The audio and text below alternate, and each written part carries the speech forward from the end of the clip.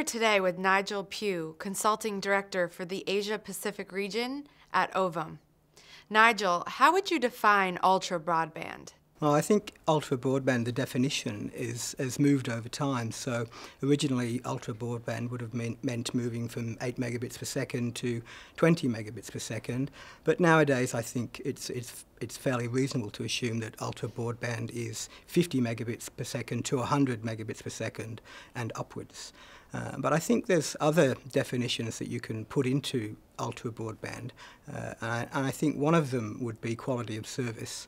I think that's a very important aspect now of broadband networks, and if you're going to be an ultra-broadband network, then I think having quality of service in that network is very important. And another factor which isn't linked to the network electronics per se, but is ubiquity. And having a ubiquitous ultra-fast broadband network is also very important and differentiates from the older broadband networks, which were tended to be piecemeal in their approach. We've seen in a lot of clients that we work with that ubiquity factor is an inhibitor for them to deploy ultra-fast services, because they know that they have a mix of end customers on their network, and so they have to really tailor their applications to the lower speed customers because they know not everyone can have ultra-fast broadband. So I think another important definition is having a ubiquitous network, which you see in national broadband networks. How close today are operators to meeting this definition?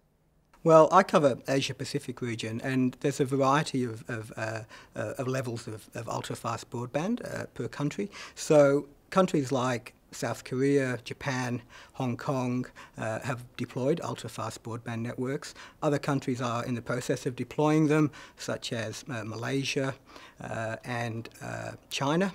And then others are getting ready to deploy in countries like New Zealand and Australia. So there's a mix throughout Asia, but there's certainly a clear path towards ultra-broadband networks. How can network operators make money from ultra-broadband, and what sort of services can they offer? Yeah, so this is clearly an important question. And there's a range of responses. I think, first of all, if you look at it from a pipe of them being a pipe provider, then clearly if you're going to be an ultra-fast broadband pipe provider, you need to be one of the most efficient pipe providers in the market. It's all very well for operators to look upwards in terms of content applications and IPTV, etc., but what they really have to focus on, as well as that, is making sure that their network deployment is as efficient as possible, and so they're not spending too much on that network. So cost saving from a network point of view, building an all-IP network, etc., is clearly important. Then they need to look at how they price those services, and we're seeing a lot more focus on fair usage policies and also on quality of service pricing type patterns to get more ARPU from a customer for different types of broadband services. Then, of course, an operator can move upwards through the application layers and start to look at infrastructure as a service or software as a service or IPTV type products.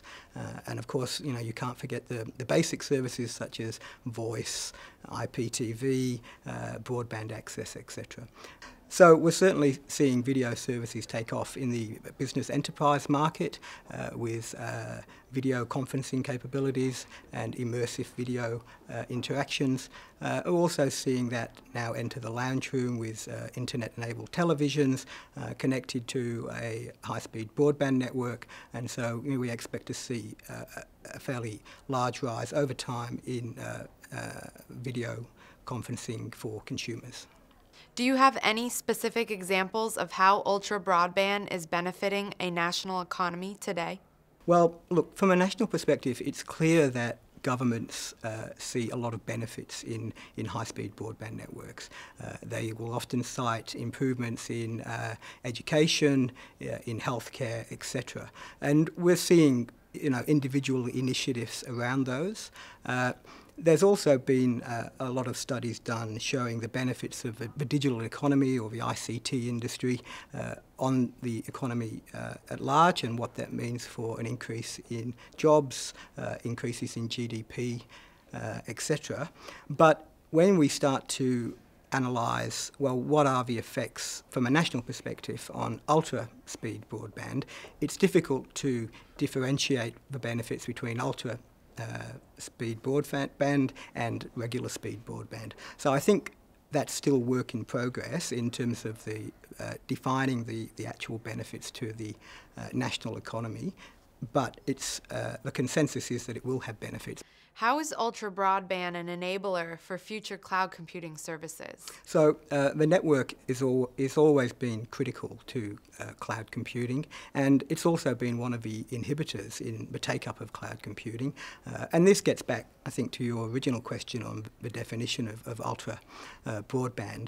And having it ubiquitous so that it's available to, say, a multi-site business, or having quality of service for critical applications, having reliable broadband networks, has always been an inhibitor to the take-up of cloud computing. But with the rollout of ultra broadband, these inhibiting factors are being overcome, and although those networks are still being rolled out, it's clear they will be continued to be rolled out, and therefore they are a strong enabler for cloud services. And because they're being rolled out and will continue to be rolled out, we're seeing a lot of investment in cloud-based services. Nigel, thank you for joining us today. Thank you for having me.